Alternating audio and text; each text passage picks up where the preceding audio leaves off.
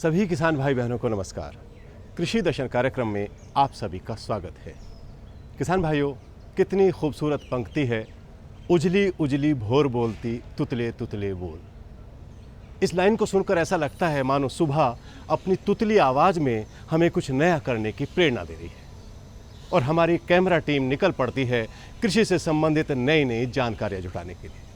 और ये तमाम जानकारियाँ इस कार्यक्रम के माध्यम से हम आप लोगों तक लगातार पहुंचाते रहते हैं। तो कृषि के क्षेत्र में क्या कुछ नया हो रहा है, ये जानने के लिए सबसे पहले देखते हैं खबरें खेती की। फिर से शुरू हो सकता है अल्फांसो आम का निर्यात। कॉफी की कीमतों में आएगी तेजी। आलू की आपूर्ति पर पड़ेगा असर। और बाढ़ से कश्मीरी सेब का उत्पादन 40% कम। नमस्कार, खबरें खेती की में आपका स्वागत है। मैं हूं कुसुम लता। अब खबरें विस्तार से। भारत से यूरोप को अल्फांसो आम के निर्यात पर कई महीनों से लगा प्रतिबंध हट सकता है। यूरोपीय संघ ने 1 मई से अल्फांसो आम के आयात पर दिसंबर 2015 तक के लिए रोक लगा दी थी। इसके अलावा करेला, बैंगन, अरबी, चिचिंडा के आयात पर भी प्रतिबंध लगा दिया था। पिछली कुछ खेपों में फफूंदी, फल मक्षिका से दूषित और प्रतिबंधित रसायन के अंश पाए जाने पर लगाया था।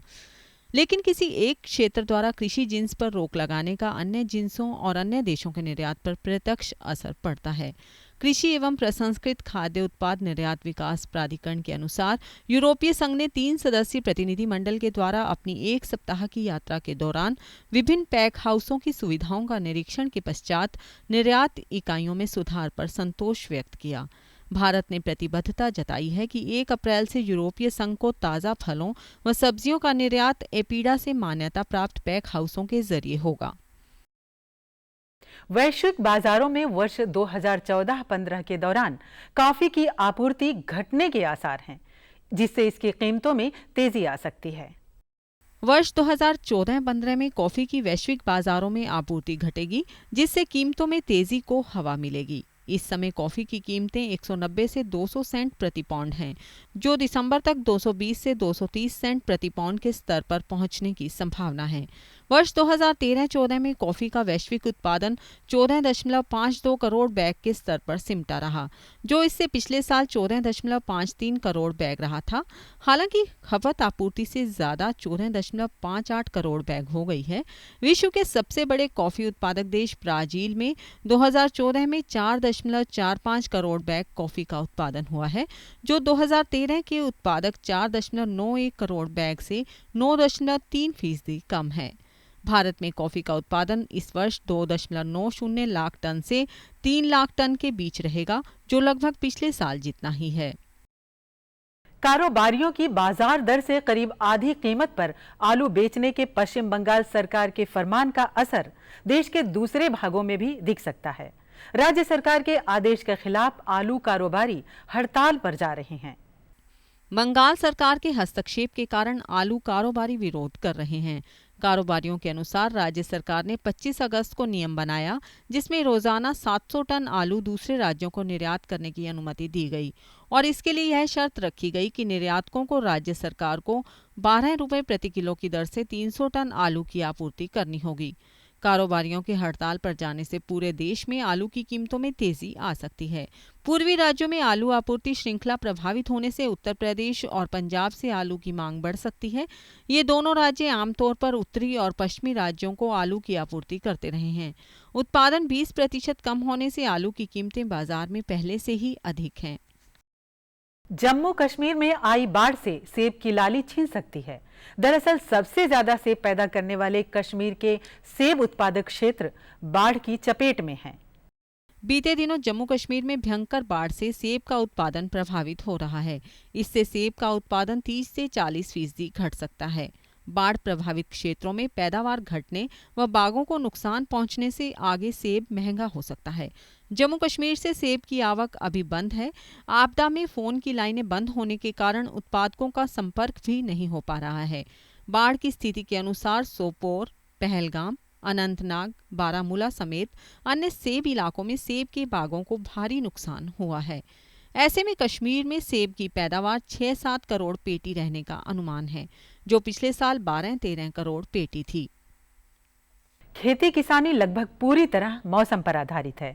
इस कारण मौसम की सही जानकारी काफी अहम हो जाती है। मौसम की सही जानकारी होने से किसान भाइयों आप अच्छा उत्पादन लेने में कामयाब होंगे और इससे आमदनी भी बढ़ेगी। तो इसलिए आइए अब लेते हैं मौसम की जानकारी। मौसम विज्ञान विभाग के अनुसार अगले 24 घंटों में ओडिशा, तटीय आंध्र प्रदेश, रायलसीमा तथा अंडमान व निकोबार द्वीप समूह में भारी बारिश होने की संभावना है। अगले 48 घंटों में असम, अरुणाचल प्रदेश तथा मेघालय में भारी बारिश हो सकती है। किसान भाइयों को सलाह दी जाती है कि यदि धान की फसल में पत्ता मरोड़ या तना छेदक कीट का प्रकोप दिखाई दे तो कारगर दवाई 4.1 दाने 10 किलोग्राम प्रति एकड़ का बुरकाव करें। खेती की खबरों में आज बस इतना ही। कृषि दर्शन कार्यक्रम में और अधिक रोचक और ज्ञानवर्धक जानकारियों के लिए देखते रहिए कृषि दर्शन। ये लो और बताओ। बस। अरे ये क्या भैया जी, बस इतनी सी रासायनिक खाद? किसानी छोड़ रहे हो क्या? किसानी नहीं, नादानी छोड़ रहे हैं। मिट्टी की जांच कराई है। अब तो लालाजी जितनी जरूरत है उतने ही उर्वरक खेत में डालेंगे। हाँ, किसान भाई आज ही अपने जिले की नजदीकी भूमि परीक्षण प्रयोगशाला में मिट्टी की जांच जरूर करवाएं और मिट्टी में पोषक तत्व, नमी व पौधे के विकास को देखते हुए केवल जरूरत के अनुसार ही पोषक तत्व डालें। और हाँ, मिट्टी में गंधक, जस्ता, बोरोन जैसे सूक्ष्म पोषक तत्वों का पता लगाना भी न भूलें। उर्वरक और जैविक खाद के सही उपयोग से भूमि का उपजाऊपन बनाए रखें, उत्पादकता बढ़ाएं, खर्चा घटाएं और बहुमूल्य विदेशी मुद्रा बचाने में भी सहयोग दें। और हाँ, धीमी गति से नाइट्रोजन उपलब्ध कराने वाले उर्वरकों जैसे नीम लेपित यूरिया को प्राथमिकता दें और यूरिया का पत्तों पर छिड़काव करें। अरे वाह, तू तो सचमुच समझदार हो गया रे। अधिक जानकारी के लिए संपर्क करें जिला कृषि अधिकारी या किसान कॉल सेंटर।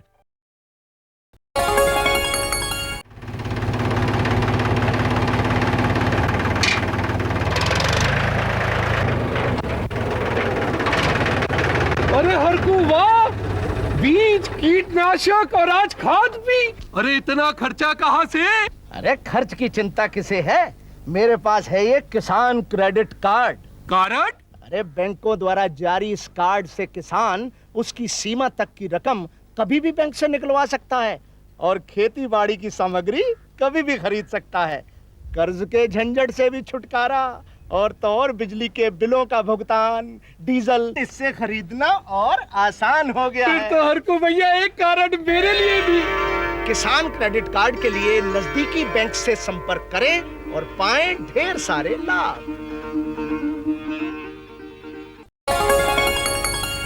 किसान भाइयों, जिस तरह से देश के सभी सदस्य, सभी लोग एक परिवार की तरह रहते हैं और उस परिवार का हर आदमी खुश रहे तो देश भी तरक्की करेगा, इसी तरह से किसान का भी एक परिवार होता है और उसके परिवार के मुख्य सदस्य होते हैं उसके पशु। यानी पशुधन किसान के लिए बहुत ही महत्वपूर्ण होता है और पशुओं की उचित देखभाल करना बहुत ही ज़रूरी है। उन्हें किस तरह से टीके लगवाए जाएं, यानी उनका रोगों से निदान कैसे किया जाए, उन्हें किस तरह का आहार दिया जाए और बाकी सारी निगरानियां पशुओं की किस तरह से की जाए ताकि हमारे पशु स्वस्थ रहें और हमारे किसान भाई बहन भी खुशहाल रहें। तो आइए इस बारे में विस्तार से जानने के लिए देखते हैं ये कार्यक्रम। आपके परिवार में बहुत से सदस्य हैं और एक एक सदस्य को आप जानते हैं। कोई आपका भाई है, कोई बहन है, माँ है, बेटी है, लेकिन एक सदस्य को आप भूले जा रहे हैं और वो सदस्य है आपका पशु साथी। निश्चित तौर पर पशुधन एक ऐसा धन है जिसको अगर धन जोड़ा गया है शब्द तो निश्चित तौर पर सही जोड़ा गया है, क्योंकि आप खेती से इंतज़ार करते करते 90 दिन बाद, 100 दिन बाद कहीं जा कर के पैसा आपके हाथ में आता है, लेकिन पशुधन आपको रोज़ आमदनी कराता है। यानी कि पशुधन के बराबर कोई धन देने वाला है ही नहीं। अब सवाल ये आता है कि जब पशुधन आपका इतना ख्याल रखता है तो आप भी तो उसका ख्याल रखें। बहुत कुछ मौसम में बदलाव आ रहा है, बहुत कुछ आहार में बदलाव आ रहा है, सबको देखते हुए पशुधन अपने आप में इसलिए महत्वपूर्ण हो जाता है कि आप उसकी सुरक्षा करें। आखिर इन दिनों पशुधन की कैसे सुरक्षा की जाए, पशुधन को कैसे बलिष्ठ बनाया जाए, तो आइए जानकारी लेते हैं अलवर स्थित राजकीय पशु चिकित्सालय के वरिष्ठ पशु चिकित्सा अधिकारी डॉक्टर हेमंत पंत जी से। हेमंत जी, सबसे पहले बात ये आती है कि जो हमारा पशुधन है, निश्चित तौर पर जब धन की परिभाषा होती है तो वो अपने आप में मुखरित होता है। मैं जानता हूँ कि किसान के लिए इस समय एक बड़ा ऐसा दौर चल रहा है कि कहीं बरसात हो रही है, कहीं बरसात नहीं हो रही, कभी सूखा पड़ जाता है, तो उससे सीधा सीधा जो प्रभाव पड़ रहा है वो पशुधन पर भी पड़ रहा है। तो आप मोटी बातें हमारे पशुपालकों को क्या बताएंगे? मोटी बातें तो ये हैं कि जैसा आपने कहा, मौसम बहुत तेज़ी से बदल रहा है और जिस समय बरसात होनी चाहिए थी उस समय हमें बरसात नहीं मिली। ज़्यादातर देश के ज़्यादातर हिस्सों में ऐसा ही हुआ और अभी सितंबर माह में कई जगह अच्छी बारिश हो रही है। तो जो गतिविधियां हमें पहले करनी चाहिए थी, काफ़ी सारे पशुपालक उन गतिविधियों को अपना चुके हैं, लेकिन कुछ लोग शायद छोड़ रहे होंगे, मैं उनको दोहराना चाहूँगा। एक तो जो वर्षा पूर्व टीकाकरण वाला कार्य था, जो मई जून से जुलाई तक हमें कर लेना चाहिए था। जैसे मूलतः हम बात करें तो गलघोंटू एक रोग होता है, बड़ा घातक रोग है हमारे दुधारू पशुओं का खास तौर से, और भेड़ बकरियों में सब में ये हो सकता है। जो खुर वाले जो जानवर होते हैं उन सब में ये होता है।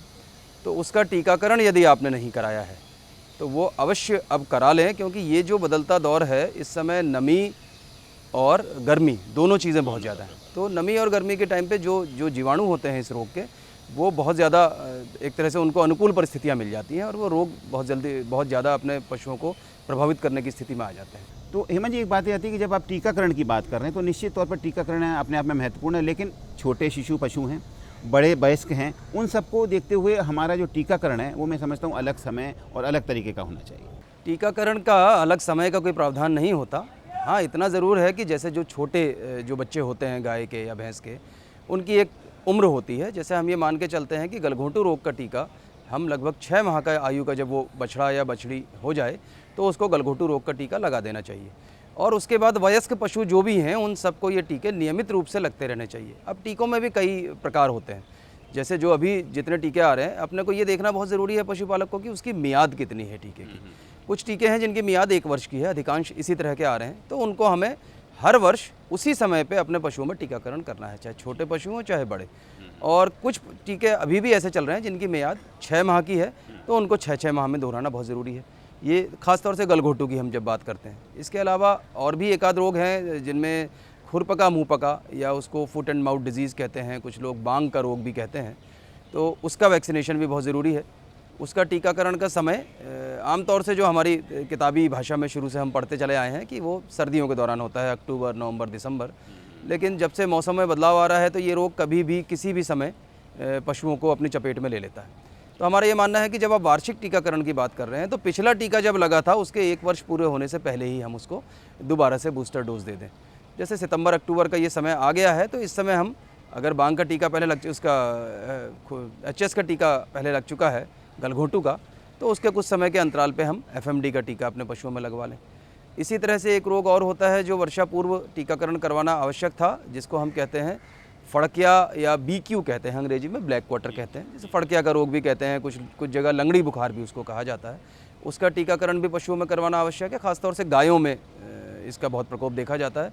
गलघोंटू का प्रकोप ज़्यादातर भैंसों में देखा जाता है। हालांकि हो सकता है किताबी भाषा में ये सब चीज़ें नहीं मिले, लेकिन फील्ड में जितना हम लोग कार्य करते आ रहे हैं तो हमने देखा गलघोंटू का भैंस में प्रकोप ज़्यादा है और BQ का गायों में ज़्यादा है।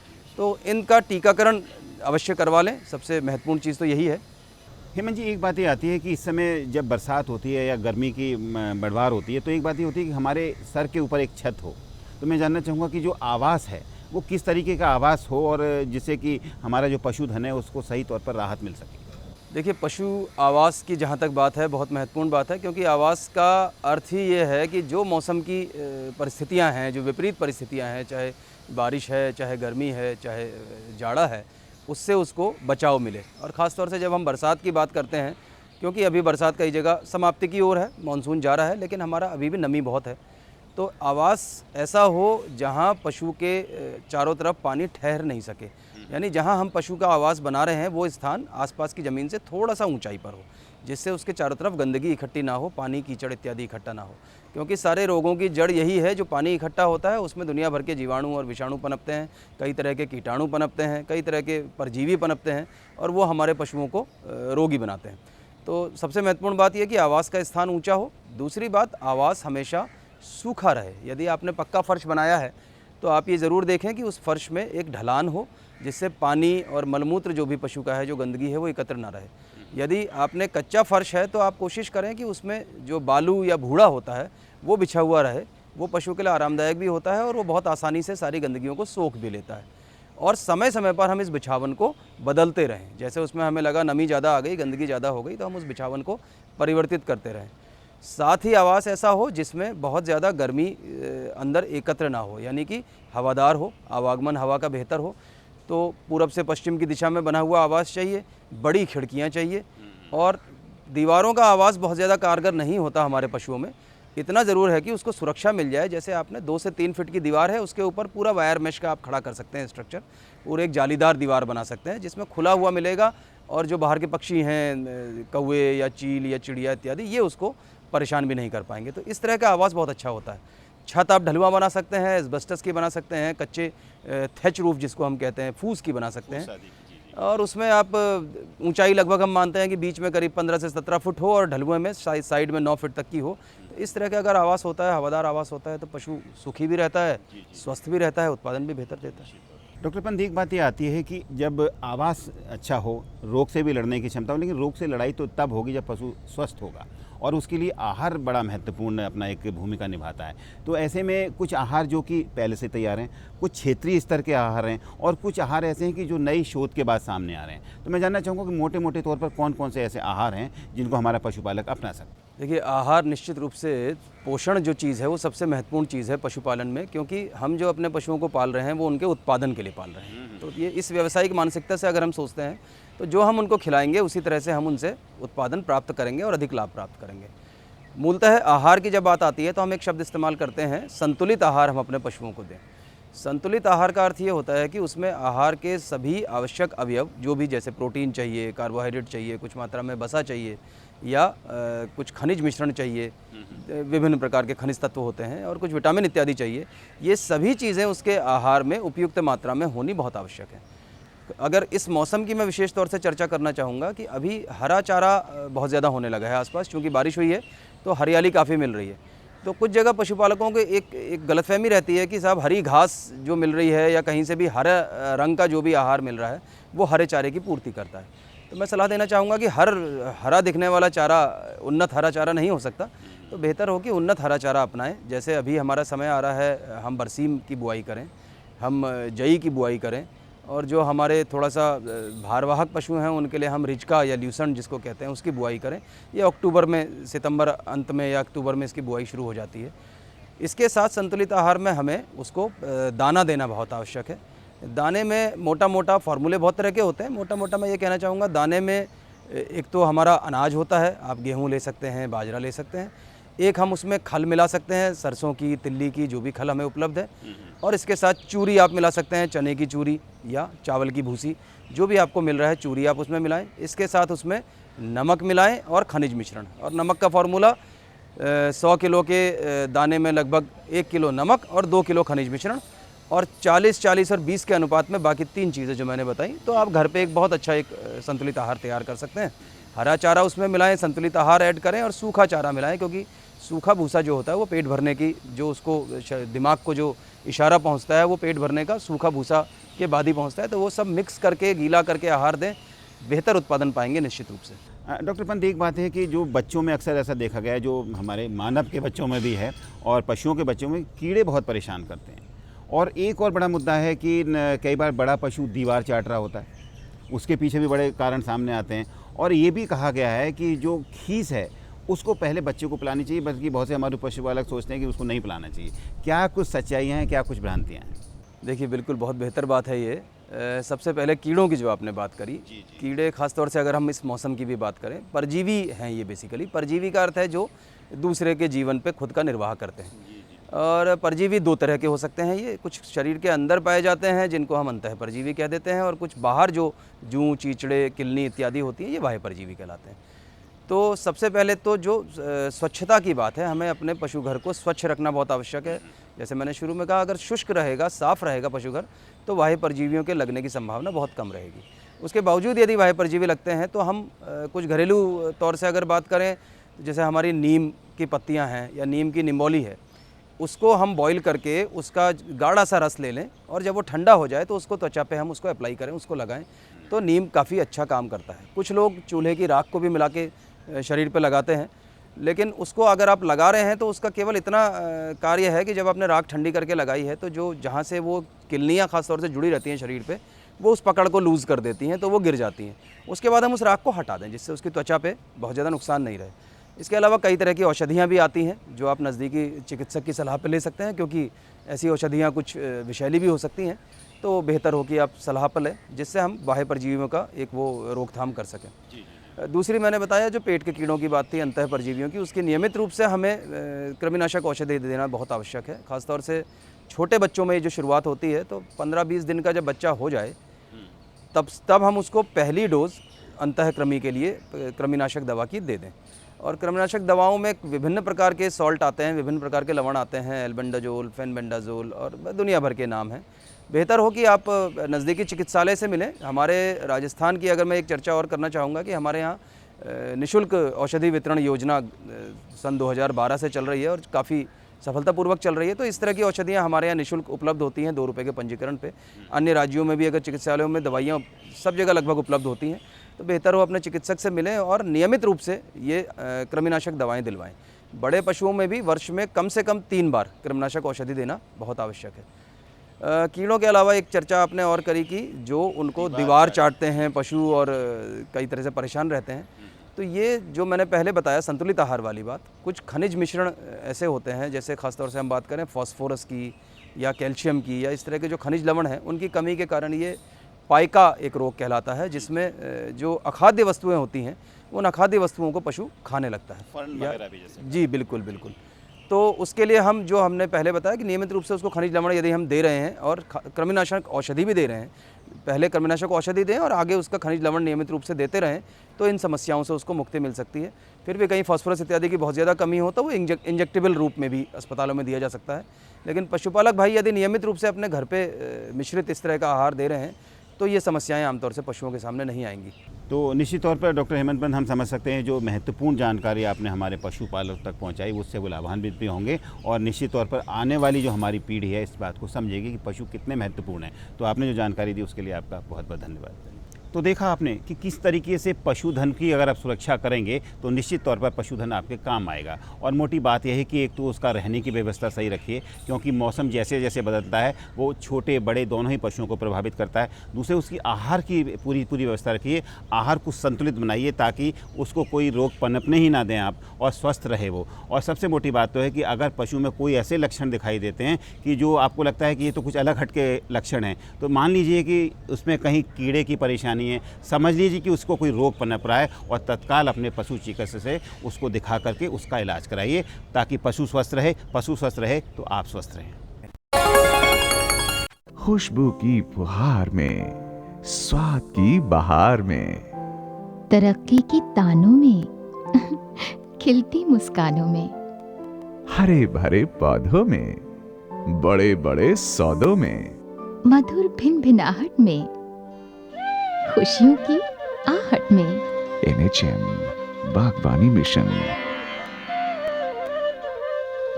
हमारी चाहत आपकी मुस्कुराहट।